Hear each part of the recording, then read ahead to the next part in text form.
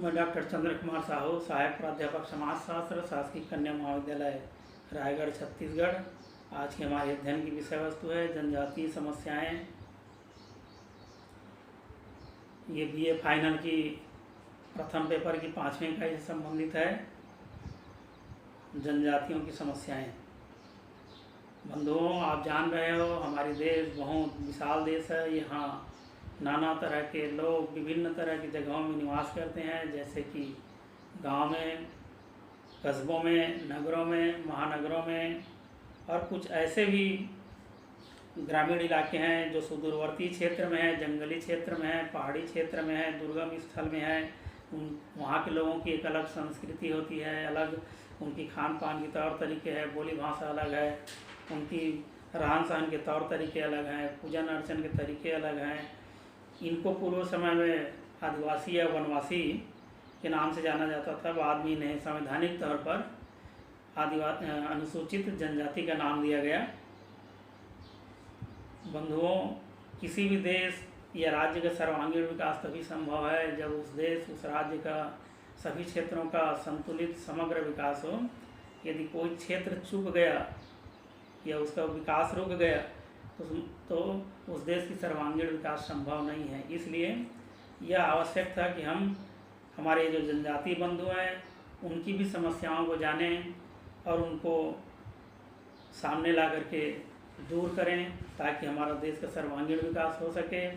इसीलिए जनजातियों की समस्याओं को जानना बहुत आवश्यक था, और इसके लिए संविधान निर्मात्री सभा के सदस्यों ने, समाजशास्त्रियों ने और नाना तरह के बुद्धिजीवियों ने अपने अपने स्तर पर नाना तरह के प्रयास किए और पता लगाने की कोशिश किए कि इनकी समस्या समाज के सामने आए, ताकि उन समस्याओं के उन्मूलन के लिए काम किया जा सके।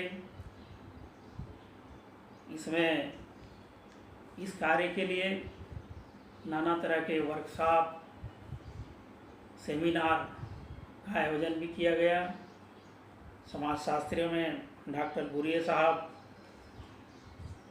और प्रोफेसर बेरियर एल्विन जी ने, एन के बोस, अक्षय देसाई, डॉक्टर दुबे, इन सभी लोगों ने प्रयास किए, और सभी के प्रयासों से, सभी अध्ययनों से ये पता चला अंततः कि जनजातियों की प्रमुख 4 समस्याएं हैं।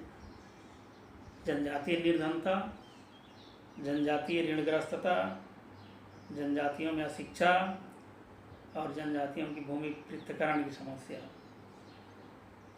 इन चारों चीज़ों को विस्तृत तौर पे जानने के लिए हम एक एक बिंदु पर चलें। पहला है जनजातीय निर्धनता। जैसे कि हम सब जान रहे हैं, निर्धनता एक बहुत बड़ी रोग है, एक बहुत बड़ी बीमारी है, एक बहुत बड़ी समस्या है समाज के लिए।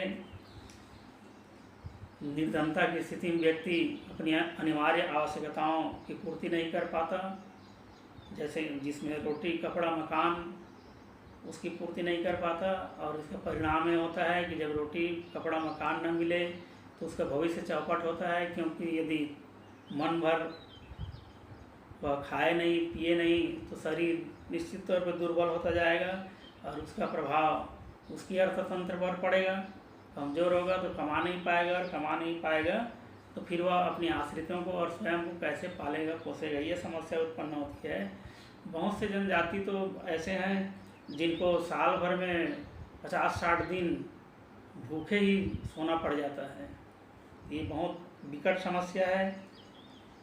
इस समस्या को हम जानें और इसके कारणों को जानें, उसके पहले यह आवश्यक है कि हम इसके अवधारणा को जान लें कि निर्धनता क्या है। सामान्यतः निर्धनता वह स्थिति है जिसमें व्यक्ति अपनी अनिवार्य आवश्यकताओं की पूर्ति नहीं कर पाता और अपनी आश्रितों की भी आवश्यकताओं की पूर्ति नहीं कर पाता। उस स्थिति को निर्धनता की स्थिति कहते हैं। इसे परिभाषित करते हुए गिलिन लिखते हैं कि गरीबी या निर्धनता वह दशा है जिसमें एक व्यक्ति या तो अपर्याप्त आय अथवा मूर्खतापूर्ण व्यय के कारण अपनी जीवन स्तर को इतना ऊंचा नहीं रख पाता कि उसकी शारीरिक या मानसिक क्षमता बनी रह सके और उसके उसके प्राकृतिक आश्रितों को अपने समाज के स्तरों के अनुसार उपयोगी ढंग से कार्य करने के योग्य बनाए रख सके।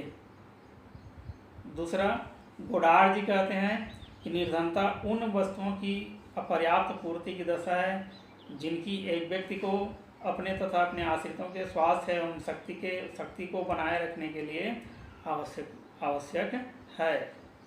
तो ये सभी परिभाषाओं से और विचारों से यह क्लियर होता है कि निर्धनता वह दशा है जिसमें व्यक्ति अपनी अनिवार्य आवश्यकता को पूर्ति नहीं कर पाता, जिसके चलते उसकी स्वास्थ्य और शारीरिक स्थिति प्रभावित होती है और वह एक अच्छा कार्यकर्ता या अच्छा कामगार नहीं रह पाता है। ये निर्धनता की दशा है।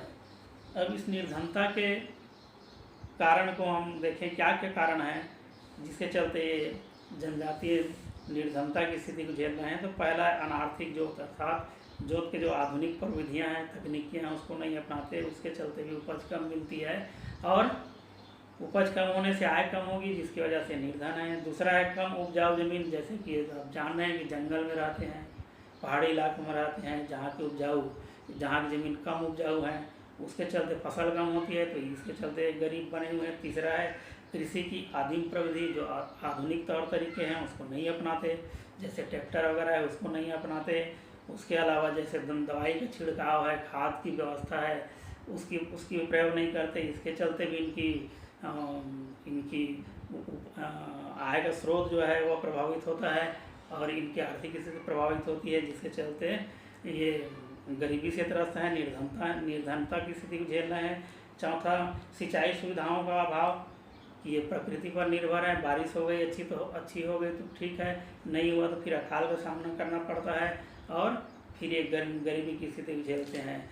अगला बिंदु है अनुत्पादक खर्च है, जैसे कि जो खर्च करना चाहिए वो तो अनिवार्य खर्च है तो करेंगे, लेकिन कुछ ऐसे खर्च हैं जो कि ये नहीं करना चाहिए वो भी करते हैं, जैसे कि ये तंत्र मंत्र यंत्र में अनावश्यक खर्च कर देना या नाना तरह के मौज मस्ती करना, उसमें इनकी बहुत सारी धन या अर्थ लग जाती है, फिर उसकी भरपाई नहीं कर पाते और गरीबी की दशा को प्राप्त कर लेते हैं। छठवां, गतिशीलता तथा जागरूकता का अभाव, तो इनमें जड़त्व की स्थिति है, जंगल में रहते हैं वहीं रहना चाहते हैं, दिन दुनिया में क्या हो रहा है उसके प्रति ये जागरूक होना नहीं चाहते हैं और उसका दुष्प्रभाव ये पड़ता है कि ये आधुनिक तौर तरीके को नहीं अपनाते, जिसकी वजह से इनकी आर्थिक स्थिति प्रभावित होती है और गरीबी की स्थिति में पड़े हुए हैं।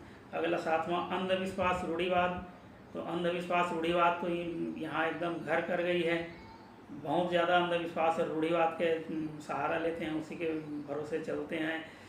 उनके चक्कर में ये कई बार बीमारियों से अपने जान से भी हाथ धो डालते हैं, क्योंकि ये तंत्र मंत्र झाड़ फूँक बैगुन के चक्कर में पड़े रहते हैं और फिर उसका प्रभाव पूरे परिवार पर पड़ता है, जिसकी वजह से कई दिन काम भी नहीं कर पाते, उसकी वजह से इनकी आर्थिक स्थिति कमज़ोर होती है, ये भी इनकी निर्धनता कारण है। आठवां, नशापान तो इनकी कहना चाहिए रग रग में समाया हुआ है, चाहे बच्चा हो, बूढ़ा हो, जवान हो, लड़का हो, लड़की हो, कोई भी हो, किसी को भी देख लीजिए आप, वहाँ नशे की हालत में रहेंगे, नशापान करके घूमते रहेंगे और आय के बहुत बड़े हिस्से को इसमें खर्च कर देते हैं, तो अभी गरीबी का कारण है इनका। अगला पॉइंट है उत्सवों में पर्वों पर अनावश्यक हुआ, जैसे देवी देवताओं की पूजा कर रहे हैं या कोई पर्व आ गया तो वहाँ पे देवी देवता, हम सब जान रहे हैं कि कोई देवी देवता बलि खाने के लिए नहीं बैठे हैं, लेकिन ये फिर जब तक बलि ना दें तब तक वह अधूरा मानते हैं, फिर मदिरा की व्यवस्था करेंगे और इस तरह से मौज मस्ती करके बहुत सारे रुपये पैसे खर्च कर देते हैं, जिसकी वजह से भी इनकी स्थिति निर्धनता या दरिद्रता की बनी हुई है। अगला है अशिक्षा, शिक्षा प्राप्त नहीं करते ठीक से या शिक्षा की ओर ध्यान नहीं देते और शिक्षित नहीं होने के कारण ये क्या उचित है अनुचित है, क्या करना है नहीं करना है ये नहीं समझ पाते और जहाँ खर्च नहीं करना चाहिए वहाँ खर्च कर देंगे, जहाँ व्यय नहीं करना चाहिए वहाँ व्यय कर देंगे और गरीबी की स्थिति में पड़े हुए हैं। अगला है उपेक्षा। इनकी सदियों से इनकी उपेक्षा की जाती रही है, हम सब जान रहे हैं। इनकी चाहे वो राजाओं महाराजाओं के द्वारा हो, चाहे सरकार तंत्र के कोई अंग के द्वारा, पूर्व के जो सरकार तंत्र थे उनके, जैसे कि अंग्रेजी शासन काल रहा या मुगल काल रहा, तो उस समय इनको निम्न वर्ग के इनको दूर रखा गया, समाज से काफ़ी एक किनारे में कर दिया गया, जिसकी वजह से इनकी आर्थिक स्थिति कमज़ोर बनी हुई है। अगला है आधुनिकीकरण को न अपनाना। आधुनिक जो तौर तरीके प्रविधि उपकरण आ रहे हैं उसको ये लोग अपनाने में संदेह की दृष्टि से देखते हैं और डरते हैं। शंका इनके मन में बनी रहती है कि नए तौर तरीके को अपनाएंगे तो पता नहीं इससे क्या होगा, भगवान या इस पर नाराज़ हो जाएंगे, फिर हमारे परिवार पर विपरीत प्रभाव पड़ेगा। ये सोच करके भी ये आधुनिकता को नहीं अपनाते, जिसकी वजह से भी इनकी अर्थव्यवस्था प्रभावित होती है और ये निर्धन बनी हुई है। इस तरह